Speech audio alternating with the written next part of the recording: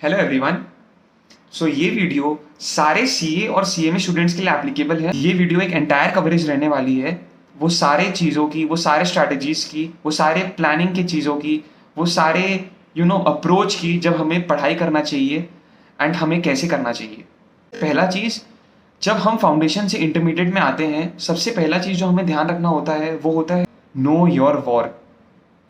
So basically what I mean is, जब भी आप कुछ नए जर्नी में जाते हैं, आपको पूरा एक ओवरव्यू पता होना चाहिए कि असल में ये सिस्टम है क्या। सबसे ज़्यादा इम्पॉर्टेंट सोर्स क्या होता है पढ़ने का? हम जाते हैं, हम ट्यूशन्स करते हैं, टेलीग्राम के इतने चैनल्स हैं, वेरियस ऑफ रिसोर्सेज है गूगल से, बट भाई पढ़ना किससे है? कि जब आप ट्यूशन में जाएंगे, आपको कोचिंग सेंटर्स आपके बुक्स देंगे, आपको कभी भी कोई बताएगा नहीं कि पढ़ना किससे है, किस चीज़ से पढ़ने से हमें सबसे ज़्यादा मार्क्स मिलेगा, कौन सा सबसे ज़्यादा मटेरियल इंपॉर्टेंट है हमारे पूरे जर्नी में। क्योंकि जब हम अपने स्कूल लाइफ में होते हैं तब तो हम लोग को पता होता है कि अरे यार इस बुक से ही क्वेश्चन आने वाला है, चाहे वो कोई भी बोर्ड से हो, हम लोग को ये बुक दिया गया तो इसी से पढ़ना है। बट हम लोग जब प्रोफेशनल एग्जामिनेशन के लिए तैयारी करते हैं, हमें कभी भी कोई नहीं बताता कि अरे यार ये कैसे पढ़ना है, वो कैसे पढ़ना है। एक और चीज़ कि हमें जो हमारे इंस्टीट्यूट का वेबसाइट होता है वो एक्सेस करना। ये मैं आपको एक मिनट की स्टोरी के वीडियोस में आपको बताना चाहूँगा। एक बार 5 जन एक फॉरेस्ट में चले गए थे, उनको एक ट्रेजर ढूंढना था। तो उनमें से 4 जन वो नीचे ही थे एंड वो इतने डेंस फॉरेस्ट में खो गए कि वो कभी ढूंढ ही नहीं पाए। बट उनमें से एक बहुत चालाक था एंड वो फॉरेस्ट के एक पेड़ के टॉप में चढ़ गया एंड उसने बेसिकली पूरा ओवरव्यू ले लिया पूरे सिस्टम का। तो इससे क्या हुआ, जब उसने पूरे एक सिस्टम का ओवरव्यू लिया, उससे सब पता चल गया कि इस पार्ट में खतरा है, कैसा सिस्टम है, यहाँ जाने से क्या होगा, उसे पूरा एक सिस्टम पता चल गया। तो वो ऑटोमेटिकली लोगों से 5 to 10 टाइम्स अपने आप आगे चला गया। इसीलिए मैं कहता हूँ कि नो योर सब्जेक्ट कितना इंपॉर्टेंट है। तो इसमें हमारा क्या क्या कवर हो गया? सब्जेक्ट, एग्जाम पैटर्न्स, किस रिसोर्स से हमें पढ़ना है, एग्जाम में कैसे टाइप के क्वेश्चंस आएंगे, कितने सेक्शंस होते हैं, सेक्शन ए अगर एमसीक्यू का होता है तो कितने मार्क्स का होता है, सेक्शन बी अगर डिस्क्रिप्टिव होता है तो कितने टाइप के क्वेश्चंस आते हैं और कितने मार्क्स का क्वेश्चंस आता है, वो सब कवर करना। एंड बेसिकली हर वो एस्पेक्ट कवर करना जो हमें हमारे जर्नी में हेल्प करेगा।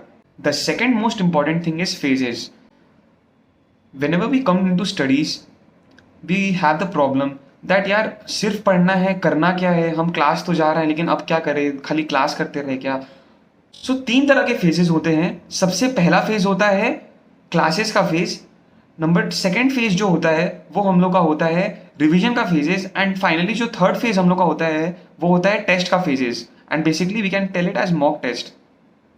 तो जो पहला फेज हम लोग का होता है वो हम लोग का क्लासेस फेज होता है। एंड फॉर इंटरमीडिएट स्टूडेंट्स जो बोथ ग्रुप अपेयर कर रहे हैं वो उनके लिए 6 to 7 मंथ्स होता है। एंड जो सिंगल ग्रुप अपेयर कर रहे हैं वो उनके लिए बेसिकली 3 to 4 मंथ्स का होता है। तो इस फेज में हम लोग क्या करते हैं, इस फेज में हम लोग का सिंपल यही प्रोसेस होता है कि हमने फॉर इंटरमीडिएट स्टूडेंट्स हम लोग 3 से 4 क्लासेस हम लोग एक बार में ले लेते हैं। And for final students we stick into 1 classes for every 3 months. इस फेज में हम लोग को ये करना होता है कि हम लोग जब क्लास कर रहे हैं तो हम लोग को सिर्फ क्लास करनी होती है और कुछ भी नहीं करना होता, because you are already going to do 3 to 4 classes every day, be it online और ऑफलाइन कोचिंग। तो उसके बाद ऑब्वियसली कोई टाइम आपके पास रहेगा ही नहीं कि आप लोग कुछ चीज़ कर पाए या फिर आप लोग कुछ एक्स्ट्रा कोई चीज़ कर पाए। तो वो जब भी आप लोग का थोड़ा टाइम होगा तो आप लोग को ये क्वेश्चन आएगा कि यार हम लोग सही तो कर रहे हैं ना। इसका आंसर इज 100% राइट। आप लोग जब क्लास कर रहे हैं तो आप लोग को यही चीज़ देखनी पड़ेगी कि यार हम लोग क्लास कर रहे हैं वो अच्छे से करना है हम लोग को। आप लोग कोई भी कोचिंग ले रहे हैं, आप लोग को उसका जब आप लोग पढ़ाई कर रहे हैं, जब वो क्लास देख रहे हैं, तब आप लोग को पूरे 100% कॉन्सेंट्रेशन के साथ देखना है। एंड इफेक्टिवली जितना आप लोग को सर होमवर्क्स दे रहे हैं या फिर जितना आप लोग को कहा जा रहा है करने के लिए, आप लोग को वो करना है। एंड संग संग सबसे इंपॉर्टेंट चीज़ जो कोई नहीं बताता वो ये है कि जब आप पढ़ाई कर रहे हैं तो जब जब भी कोई पर्टिकुलर सब्जेक्ट का कोई भी पर्टिकुलर चैप्टर कंप्लीट होता है, आप लोग को इमीडिएटली आप लोग को इंस्टीट्यूट के सारे पास्ट ईयर पेपर्स जो कि आज तक आए हैं न्यू सिलेबस के आप लोग के लिए जितने भी एप्लीकेबल आज तक पास्ट ईयर पेपर के क्वेश्चन आए, आप लोग को इमीडिएटली वो सब्जेक्ट का क्वेश्चन करना है। फॉर एग्जाम्पल, आप लोग ने अकाउंटिंग में एक चैप्टर की ब्रांच अकाउंटिंग, और वो आप लोग के कोचिंग टीचर ने आप लोग को पढ़ा दी। तो सबसे पहला काम आप लोग का ये होता है कि आप लोग घर जाए, जो भी सर ने आप लोग को पढ़ाया वो आप लोग करें, एंड जैसे ही वो ब्रांच अकाउंटिंग का चैप्टर पूरा कंप्लीट होता है, the first thing you need to do is that आप लोग को इंस्टीट्यूट के वेबसाइट में जाना है एंड सारे के सारे पास्ट ईयर पेपर्स आप लोग को खोल के देखने हैं जो कि आप लोग के सिलेबस के लिए एप्लीकेबल है, ताकि आप लोग उस चैप्टर के सारे क्वेश्चंस को पहली बार ही देख ले। यही एक डिफरेंशिएटर होगा आप लोग में और बाकी लोग में। आप लोग ने जैसे ही वो चैप्टर के क्वेश्चंस कोचिंग के कर लिए, immediately you will go to the website and आप लोग सारे वो पेपर डाउनलोड कर देंगे जो आज तक एग्जामिनेशन में आए हुए हैं हर टर्म के। अगर 3-4 साल के टर्म आप लोग एग्जाम साल का हुआ है तो आप लोग को 8 पेपर्स मिलेगा। आप लोग को वो 8 के 8 पेपर्स डाउनलोड कर लेने हैं एंड डाउनलोड करके आप लोग को सारे पेपर में गो थ्रू करना है कि वो ब्रांच अकाउंटिंग का क्वेश्चन कैसा आता है एग्जाम में, और आता भी है तो मैं कर पा रहा हूँ कि नहीं कर पा रहा हूँ। तो इससे जैसे ही आप लोग का चैप्टर कंप्लीट होता है कोचिंग का, आप लोग को पता भी नहीं चलता, आप लोग 1-2 दिन में ही आप लोग स्पेसिफिक चैप्टर का क्वेश्चन सर्च करते हैं पास्ट ईयर पेपर में एंड आप लोग वो करके आप लोग उसको इमीडिएटली सॉल्व करते हैं। इससे आप लोग अगर हर चैप्टर्स का एक सब्जेक्ट का कर रहे हैं तो आप लोग को पता भी नहीं चलेगा। 1-2 दिन में आप लोग ने सारे के सारे क्वेश्चंस आप लोग ने पास्ट ईयर पेपर के कर लिए एंड व्हेन आप लोग का क्लासेस का फेज होगा, ऑलरेडी आप एक बार पूरे पास्ट ईयर पेपर कर चुके होंगे। बट ये पॉसिबल तभी होगा जब आप लोग का स्पेसिफिक चैप्टर कंप्लीट हो रहा है एंड आप लोग इमीडिएटली आप लोग पास्ट ईयर पेपर्स आप लोग स्पेसिफिक चैप्टर का सॉल्व कर रहे हैं, क्योंकि इसमें आपको बर्डन भी नहीं लगेगा बिकॉज आपका चैप्टर कंप्लीट हुआ है एंड आप ऐसे भी सोच रहे हैं आपको क्या करना है, तो आप लोग को पता भी नहीं चलेगा एंड आप लोग का पूरा पास्ट ईयर पेपर हर सब्जेक्ट का होते रहेगा। और ये अगर आपने कंसेप्ट हर सब्जेक्ट में लगा दिए तो आपको पता भी नहीं चलेगा, जैसे जैसे आपने क्लास किया वैसे वैसे आपका पूरा पास्ट ईयर पेपर भी कंप्लीट हो जाएगा। एंड इससे आपको इतना कॉन्फिडेंस आएगा कि आप देखेंगे कि जो क्वेश्चन नॉर्मल सा है वो 8 मार्क्स का आता है एंड मैं वो कर पा रहा हूँ, वेराज जो बाकी स्टूडेंट्स हैं वो लोग सिर्फ क्लास करते रहेंगे एंड उनको पता भी नहीं चलेगा कि यार हम लोग कर क्या रहे हैं, हम लोग को करना क्या है। वो क्लास कर लेंगे लेकिन उन्हें कभी पता ही नहीं रहेगा कि क्या इंपॉर्टेंट है। बट आपको वो हर चीज़ पता रहेगा कि एग्जाम में क्या आता है एंड आपका जो सबकॉन्शियस माइंड है वो ऑलरेडी वो हर चीज़ जान लेगा जो एग्जाम के लिए इंपॉर्टेंट है।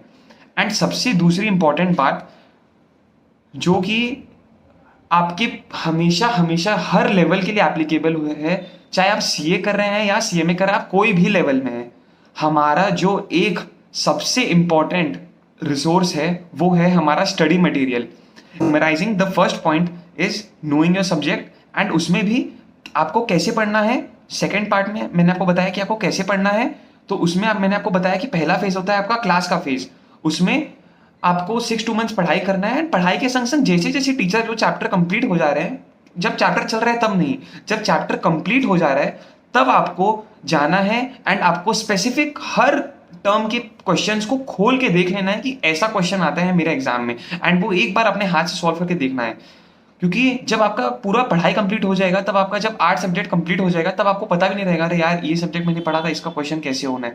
लेकिन अगर आप जैसे जैसे आपका वो स्पेसिफिक चैप्टर आप कंप्लीट कर रहे हैं कोचिंग में, कोई सब्जेक्ट का स्पेसिफिक चैप्टर कंप्लीट कर रहे हैं आप लोग कोचिंग में एंड संग संग आप लोग ने जाके वो सॉल्व कर लिया हर पेपर में। अगर आप गेस भी करते हैं 8 टर्म के क्वेश्चन पेपर में अगर एक क्वेश्चन भी आता है तो बाय दैट टाइम खाली 8 क्वेश्चन है, लेकिन आप ऐसे कर करके आपने पूरे के पूरे एक पूरे सब्जेक्ट को कवर कर लिया एंड आपका पता भी नहीं चला आपको, एंड आपका सारा का सारा आपने सारे पास्ट पेपर लोग करके नहीं जाते, आपने पास्ट पेपर पहले की 7 मंथ्स में ही कर डाले एंड उसके बाद आपने जब रिवीजन के फेज में आए तब आपने 2 बार और कर लिया। तो लोग बेसिकली पास्ट पेपर छू के भी नहीं जाते, आपने जैसे जैसे आपने क्लास की, आपने स्टडी मटेरियल कर लिया स्पेसिफिक चैप्टर्स का, उससे आपका बर्डन भी कम, आपको पता नहीं चला, बर्डन भी आपके लिए एकदम सिंपल रहा एंड आपने आपका सारा क्वेश्चन स्टडी मटेरियल का भी एक बार कवर कर लिया एंड आपने सारे वो क्वेश्चंस देख लिए जो कि एग्जाम में पूछे जाते हैं एंड जो इंपॉर्टेंट होते हैं। एंड ये जो एज है, ये जो आपको प्रोवाइड करेगा, ये मुझे जानने के लिए कितना टाइम लगा है ये मैं और मेरा भाई ही जानता है। सेकेंड फेज अगर आप लोग ये कर लेते हैं, it is more than enough, जो कि आपका 6 to 7 मंथ्स लेगा फॉर इंटरमीडिएट स्टूडेंट्स। एंड उसके बाद जो हमारा सेकेंड फेज़ आता है वो होता है रिविज़न का फेज़। मैं आप लोग को ये बोलूँगा कि आप लोग जब भी स्टार्ट करते हैं कोई भी क्लासेस, तो उसमें आप लोग देखिए कि आपको कितना टाइम लग रहा है। आप लोग एक टाइम लॉक कर दीजिए, क्योंकि इट्स नेवर एंडिंग। आप लोग को जब आप लोग पढ़ाई कर रहे हैं, आप लोग को एक टारगेट लेना पड़ेगा कि यार मैं बोथ ग्रुप दे रहा हूँ, मुझे रैंक के लिए पढ़ना है, एंड मैं 6 मंथ्स के लिए पढ़ाई करूँगा, एंड इसमें मेरा सारा क्लासेस बाय हुक और क्रुक होना ही चाहिए, होना ही चाहिए। एंड इस फेज में सबसे ज़्यादा जो इंपॉर्टेंट होता है वो होता है कंसिस्टेंसी। आपको हर दिन कंसिस्टेंटली 3 से 4 वीडियोस, 3 से 4 क्लासेस आपको देखने ही देखने हैं। तो इसके लिए मैं आप लोग को ये सजेस्ट करूंगा कि आप लोग एक डायरी मेंटेन करिए, जो कि मैं करता था, एंड वो हमें इतना अवेयर रखता है कि हम जब रात को सोते हैं तो हमें बस पता होना चाहिए कि हमें बस 3 से 4 क्लास करना है, and it will be a bone for us. हम जब उठते हैं हमारा माइंड एकदम क्रिस्टल क्लियर रहता है कि बस यार मुझे 3 क्लास करनी है, एंड जैसे ही हर फॉर एग्जांपल 4-5 डेज बाद ये चैप्टर कंप्लीट होता है, मुझे इमीडिएटली सारे पास्ट पेपर्स एंड इसका स्टडी मटेरियल का जो जो क्वेश्चन है मुझे सॉल्व करना है। द सेकेंड फेज जो मैं कहना चाहूँगा वो है रिविजन फेज। तो इस फेज में हम लोग क्या करते हैं, हमारा जो भी हमने पढ़ाई की उसको हम लोग का टारगेट रहता है एटलीस्ट 3 टाइम्स रिवाइज करने का, एंड ये ऑटोमेटिकली 4 टाइम्स हो जाएगी अगर आपने पहली वाली पार्ट की बात मानी हो, एंड आप संग संग क्लास के संग संग आपने पास्ट या पेपर भी संग संग सॉल्व कर ली हो सिर्फ वो स्पेसिफिक चैप्टर की, एंड संग संग वो स्पेसिफिक चैप्टर की आपने वो इंस्टीट्यूट मैथ से सॉल्व कर ली हो। एंड फाइनली जो थर्ड फेज रहेगा वो हम लोग का फेज रहेगा टेस्ट का। इसमें हम लोग टारगेट करेंगे एटलीस्ट 2 से 3 टाइम्स टेस्ट देने के लिए। So finally I am going to tell you all the strategies in short, and उसके बाद मैं हर वीडियो में ब्रीफ करके एक्सप्लेन करके वो बताऊंगा कि वो स्ट्रैटेजीज आप कैसे अप्लाई कर सकते हैं अपने वो फर्स्ट फेज में, जिसमें आप अपना क्लासेस करेंगे एंड आप जस्ट फाउंडेशन से या तो इंटरमीडिएट में आए हैं या तो इंटरमीडिएट से फाइनल्स में आए हैं। एंड सेकेंड, हमें वापस से बर्ड आई व्यू करना है, बट इस बार वो सब्जेक्ट स्पेसिफिक रहेगा। वो कैसे रहेगा, मैं आपको एक एग्जाम्पल दिखा रहा हूँ जो कि आप अभी स्क्रीन में देख पा रहे होंगे।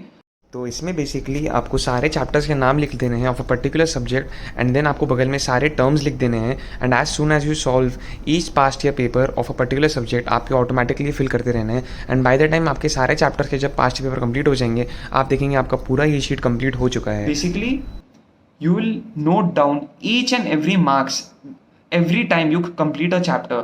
तो जैसे ही आपने फॉर एग्जांपल ब्रांच अकाउंटिंग के वो चैप्टर कंप्लीट की, तो आपका पहला काम होगा कि आप वो 8 क्वेश्चन सॉल्व करें, एंड ऐसे कर करके अगर जब आप अपना पूरा का पूरा आप अपना कवर कर लेंगे, पूरा का पूरा वो शीट कवर कर लेंगे, आपके पास पूरा एक रोड मैप आ जाएगा। जब भी आप रिवीजन करने बैठेंगे तो आपके पास पूरे के पूरे वो पेपर सामने रहेगा, जिससे आपको पता चलेगा कि यार ये कैटेगरी से सबसे ज़्यादा मार्क्स क्या आते हैं। फॉर एग्जांपल 10 चैप्टर्स है, ये चैप्टर से सबसे ज़्यादा मार्क्स के क्वेश्चंस आते हैं, तो मैं इसको ए कैटेगरी मार्क करूँगा, एंड उसके बाद आप देखेंगे जो सबसे कम मार्क्स के आते हैं उसको आप सी करेंगे, एंड ऑटोमेटिकली जो बच गया जो मीडियोकर मार्क्स के आते हैं एंड जो इंपॉर्टेंट भी होते हैं उसको आप बी कैटेगरी मार्क करें। एंड वैसे ही करके जैसे ही आपने वो शीट हर सब्जेक्ट के लिए बना दिया, तो ऑटोमेटिकली आपका जो सबकॉन्शियस माइंड है वो पूरा जान लेगा। अपने स्टडी मटेरियल में भी मार्क कर लेंगे कि यार जब भी मैं रिविजन करने बैठूंगा तो सबसे पहले मैं इस चैप्टर को करूंगा। क्यों? क्योंकि सबसे ज़्यादा इंपॉर्टेंट एंड सबसे ज़्यादा स्कोरिंग सब्जेक्ट्स यही है, एंड इंस्टीट्यूट्स सबसे ज़्यादा जो क्वेश्चंस पूछता है या जो सबसे ज़्यादा इंपॉर्टेंस रखता है वो। तो वेयर एज जब बाकी लोग पढ़ाई कर रहे होंगे एंड वो लोग कोई भी रैंडमली सब्जेक्ट पढ़ा के अपना रिवीजन चालू कर देंगे, आप उनमें से सबसे ऊपर होंगे, सबसे अलग होंगे, आप एक अलग रेस में होंगे। क्यों? क्योंकि आप रिवीजन कर रहे हैं एंड उसके बाद भी आप एबीसी एनालिसिस के बेसिस पे कर रहे हैं। आप रिवीजन कर रहे हैं, आप सबसे ज़्यादा पहले उस चैप्टर को रिवाइज कर रहे हैं जो सबसे ज़्यादा इंपॉर्टेंस एंड सबसे ज़्यादा वेटेज रखता है हम लोग के एग्जामिनेशंस में। रिवीजन जब आप कर रहे होंगे, आपका 3-4 रिवीजन इतना इफेक्टिवली होगा, इतना हैंडसम वे से होगा जो आपको पता भी नहीं चलेगा, एंड आप वॉरियर की तरह अपना प्रिपरेशन कर रहे होंगे, वेयर एज बाकी लोग मेहनत कर रहे होंगे, बट सॉरी टू से वो एक गधे की मेहनत होगी, बट आपकी मेहनत एक घोड़े की मेहनत होगी। तो एज आई ऑलवेज से कि मेहनत करना है तो घोड़े की तरह करो, गधे की तरह नहीं। सो फॉलोइंग दिस आपका जितना भी रिविजन है वो आप 3 to 4 टाइम्स कर लेंगे, एंड वो भी इफेक्टिवली करेंगे। And again I am telling you, आपको 3 से 4 टाइम्स रिवाइज करना है स्टडी मटेरियल से, एंड अगेन 3 टाइम्स आपको सॉल्व करना है पास्ट ईयर पेपर्स। एंड इसके अलावा आप जहाँ भी कोचिंग कर रहे हैं आप 2 बार उस पेपर को सॉल्व कर सकते हैं। मैं आपको जिस वे से बता रहा हूँ, अगर आप वैसे करेंगे आपको पता भी नहीं चलेगा, एंड आपका कितना ईजिली आपका 3 to 4 टाइम्स रिविजन हो जाएगा। एक डिफरेंट सिचुएशन लेते हैं जिसमें आप लोग ने मेरी बात नहीं मानी। तो उस सिचुएशन में क्या होगा, आप लोग ने पूरी क्लास की, आप खाली क्लास करते जा रहे हैं एंड आप कुछ कर नहीं रहे। एंड जब आपका क्लास होगा, आप आपने जितने भी टॉपिक्स किए हैं वो सब आप भूल जाएंगे। एंड जब आप रिवीजन करने बैठेंगे आपको याद भी नहीं रहेगा एंड आप पूरा डर जाएंगे। एंड पास्ट पेपर और स्टडी मटेरियल की तो बात ही छोड़ दीजिए आप, क्योंकि जब आपने क्लास की तब आपका उस सब्जेक्ट का जो पीक था वो सबसे हाईएस्ट में था, तो तब आपने की नहीं। और अब आप जब करने जा रहे हैं तब आप देख रहे हैं कि यार पास्ट ईयर पेपर और स्टडी मटेरियल तो छोड़ो, पहले जो सर ने पढ़ाया वही याद आ जाए तो कितनी बड़ी बात है। तो ये जो मैं आपको बता रहा हूँ, आप बस उसका एडवर्स देखिए कि अगर आपने फॉलो नहीं किया तो आप किस सिचुएशन में रहेंगे। एंड फाइनली जो लास्ट फेज होता है हम लोग का, वो होता है हम लोग का टेस्ट फेज। सो जब हमारा क्लास फेज हो जाता है एंड हम लोग ने 3 से 4 टाइम हमारा स्टडी मटेरियल सॉल्व कर लिया एंड उसके बाद हमने 2 to 3 टाइम्स अपना पास्ट पेपर सॉल्व कर लिया, एंड ऑल्सो जो हमने जहाँ पे कोचिंग लिया है, एंड जब आप वो सबको सॉल्व करेंगे ना, आप देखेंगे कि 60 to 70% जो क्वेश्चन है वो ऑलरेडी सेम है। सो आपका ऑलरेडी एफर्ट कम हो जाएगा। ये बोलने में लगता है कि यार स्टडी मटेरियल भी 3 से 4 टाइम सॉल्व करना है एंड कोचिंग भी 2 से 3 टाइम सॉल्व करना है, बट ऐसा नहीं होता। क्यों? क्योंकि जब आप स्टडी मटेरियल से सॉल्व कर रहे हैं एंड उसके बाद जब आप कोचिंग के मटेरियल से सॉल्व कर रहे हैं, ऑटोमेटिकली आप देखेंगे कि 80 to 70% तो आपका क्वेश्चन सेम ही है। तो हमारा लेवल ऑलरेडी कट आउट हो जाता है एंड हम खुद को कॉन्फिडेंटली बोल पाते हैं कि येस, हमने 3 से 4 टाइम्स हमारा जो स्टडी मटेरियल है as well as past paper as well as हमने जहाँ से कोचिंग लिया है वो हो गया है। तो ये हम लोग का मोरल ऑलरेडी बूस्ट कर देता है। तो इसमें हम लोग ट्राई करेंगे इंटरमीडिएट स्टूडेंट्स के लिए कि हम लोग 2 से 3 टेस्ट दें, एंड फॉर फाइनल स्टूडेंट्स हमारा कंपल्सरी रहता है 3 से 4 टेस्ट देने का in order to secure a rank in our examinations. इस टेस्ट फेज में मैं आपको ये बात बताना चाहूँगा कि जब आप टेस्ट दे रहे हैं एंड आप कोई भी पेपर का टेस्ट दे रहे हैं, आप उस पूरे सब्जेक्ट का सारा क्वेश्चन सॉल्व करके टेस्ट दीजिए। आप ऐसे टेस्ट दीजिए कि आप असली एग्जाम में टेस्ट दे रहे हैं। इससे क्या होगा कि जब आपका रियल एग्जामिनेशन रहेगा वो आपके लिए एक तो लोकल टेस्ट बन जाएगा। यस, मैं सही कह रहा हूँ, ये आपके लिए एक तो लोकल टेस्ट बन जाएगा। क्यों? क्योंकि आप ऑलरेडी 3 से 4 टाइम्स वैसे ही टेस्ट दे रहे हैं जैसे आप एग्जाम में देंगे। तो वो जो फियर है, कैसे क्वेश्चंस को पढ़ना है, कैसे अप्रोच रहना चाहिए, वो ऑलरेडी आपका बिल्डअप हो जाएगा एंड वो सारा स्ट्रेस खत्म हो जाएगा। एंड मोस्ट इंपॉर्टेंटली आप पूरे पैटर्न से अवेयर रहेंगे। टेस्ट देने के बाद जो सबसे इंपॉर्टेंट चीज़ होती है वो होता है हमें हमारा मिस्टेक्स एक्सेप्ट करना एंड इम्प्रूव करना। हम जब भी एग्जामिनेशन देते हैं, हम हम टेस्ट तो देते हैं बट हम देखते हैं यार हमारा 100 में से हमारा 60 आ गया and we get satisfied. No, for most important thing है वो ये होना चाहिए कि हमें हमेशा बेस्ट के लिए पढ़ना चाहिए। एंड ये मेरा शुरू से बिलीफ रहा है कि हमारा विजन हमेशा बेस्ट के लिए होना चाहिए। तो मैं अपना एग्जांपल देना चाहूँगा कि कॉस्टिंग का एग्जामिनेशन दिया था मेरे कोचिंग सेंटर में। तो मेरा आउट ऑफ 100 मेरा 85 मार्क्स आया था एंड एक टेस्ट में मेरा 97 मार्क्स आया था। But I was very disappointed कि मेरा 3 मार्क्स एंड 15 मार्क्स कटा कहाँ। I am not telling you to be unhappy, but मेरा पॉइंट ये था कि ओनली मैं जानता था कि मैंने कितना प्रिपरेशन किया है। मैंने हर दिन, जब मेरे दोस्त लोग पार्टी करते थे, जब मेरे दोस्त लोग वो हर दिन ब्रेक लेते थे, तब मैं वो हर दिन, मेरा जैसे ही वो चैप्टर कंप्लीट होता था मैं इंस्टीट्यूट के मैं पास्ट पेपर सॉल्व करता था। और मैं कभी भी लिटरली मैं 1 साल कहीं भी अपने घर से इंटरमीडिएट के टाइम में कहीं भी निकला नहीं। तो वो बहुत डिसहार्टनिंग था कि एटलीस्ट मैं जानूँ कि मेरा मार्क्स कटा कहाँ है। तो मैं आपको अनहैप्पी तो नहीं कहूँगा but I was very dissatisfied.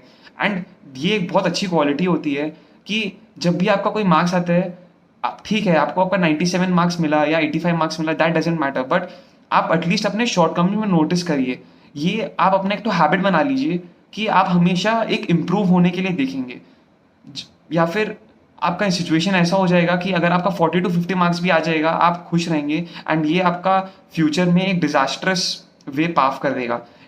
इसके रिगार्डिंग आप एक ऐसा हैबिट फॉर्म करिए कि जब भी आपका मार्क्स कट रहा है आप जाने उसे कि यार क्यों कट रहा है, एंड जानने से भी नहीं, आप उस पर वर्क करें। For example in my case, जब मेरा 97 मार्क्स आया था मेरे कॉस्टिंग के पेपर में मेरे कोचिंग इंस्टीट्यूट में, तो मैंने वो 3 मार्क्स का ईमेल किया था मेरे कोचिंग इंस्टीट्यूट में जानने के लिए कि मैंने एरर क्या किया। तो जब जो वो रिप्लाई आया तो मैंने उस पर्टिकुलर क्वेश्चन को वापस से अपने हाथ से सॉल्व किया जो कि 8 मार्क्स का था एंड उसमें मेरा स्टेप मार्क्स 3 मार्क्स का कटा था। तो वो जब मैंने सॉल्व किया वो मेरे सबकॉन्शियस माइंड में पूरा सेट हो गया कि यार ये गलती मुझे कभी नहीं करना। एंड ये मेरा एक इतना अच्छा हैबिट बन गया कि जब भी मैं टेस्ट देने गया मेरा एम हमेशा रहता था कि मुझे अपना बेस्ट देना है। माई एम वॉज नेवर टू पास, तो माइंडसेट यही आप लोगों को अपना कल्टीवेट करना है कि जब भी मैं एग्जामिनेशंस दूंगा या फिर कुछ भी करूंगा, मैं अपने शॉर्टकमिंग्स को नोटिस करूंगा, मैं अपने वीकनेस को नोटिस करूंगा एंड उस पर वर्क करूंगा। तो मेरी भी जब मुझे गलती पता चली, मैंने उसे रखा नहीं, मैंने उस पर वर्क किया, मैंने लिटरली उसे अपने हाथ से कॉपी में लिख के सॉल्व किया एंड उसने उस पर्टिकुलर चीज़ ने मुझे सेटिस्फैक्शन दिया कि now I am eligible for full 100 marks. तो जब आप एग्जामिनेशन में जाते हैं, you are always keeping a track of 100 marks, of always keeping a track of that number 1। So basically आपके लिए आपने अपने स्टैंडर्ड इतना हाई सेट कर दिया कि एग्जामिनेशन सेंटर जो भी सेट होता है वो जनरल लोगों के लिए सेट होता है, बट आपने फ्रॉम द वेरी बिगनिंग आपने जो ये छोटा छोटा चीज़ अपने लिए रखा वो हमेशा बेस्ट के लिए रखा।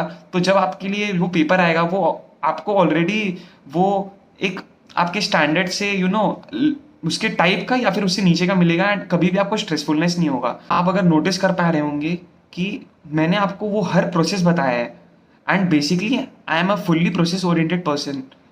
आप देखेंगे कि मैंने कितने सिस्टमैटिक वे से आपको सारे के सारे प्रोसेस बता दिए जो कि हमें कभी बताया नहीं जाता, एंड अगर हमें बताए तो ऑब्वियसली हम फॉलो करेंगे, बट द प्रॉब्लम इज हमें कभी भी कोई बताता नहीं है। तो आप अगर देखेंगे कि अगर आपने सिस्टमैटिकली ये चीज़ फॉलो की तो आपको पता भी नहीं चलेगा and by the end of 9 to 10 months you will be fully prepared for the examinations. अगर आप 11 महीना बाद एग्जामिनेशंस दे रहे हैं तो इंटरमीडिएट के, तो आप पूरे के पूरे प्रिपेयर्ड रहेंगे एंड आप हर चीज़ आपके लिए कितना केक वॉक रहेगा। क्यों? क्योंकि आपने हर दिन वो कंसिस्टेंटली आपको वो नॉलेज मिल गया है जो कि बहुत लोगों को नहीं मिलता, बट द डिफरेंस इज आपको इसको इम्प्लीमेंट करना पड़ेगा। अगर आप इसको इम्प्लीमेंट नहीं करेंगे then there is no point, but yes I know you all will. And एक और इम्पॉर्टेंट चीज़ है, जब आपको इतना इन्फॉर्मेशन पता चलता है कोई भी कोर्स के लिए, तब आप ऑटोमेटिकली बहुत एक्साइटेड हो जाते हैं एंड आपको ये एक तो एडवेंचर की तरह लगता है। तो मैंने और अभी भी मेरा यही मानना है कि जब भी मैं कोई चीज़ करूं या फिर जब भी आप भी कोई चीज़ करें, आप उसके बारे में इतना जान ले, उसमें आप पूरा अंदर तक डेप्थ तक चले जाए ताकि आपको वो एक ऑटोमेटिकली इंटरेस्टिंग चीज़ लगे एंड उसमें मास्टरी करना ही आप में आपको एक तो सबसे बड़ा सेंस ऑफ सेटिस्फैक्शन दे। So for all students I tell you one thing, जो हो गया उसे भूल जाओ, जो कर रहे हो उस पर विश्वास रखो, जो होगा उसकी चिंता मत करो, तुम्हें मात्र अपने कर्म करने हैं। Thanks a lot, bye bye.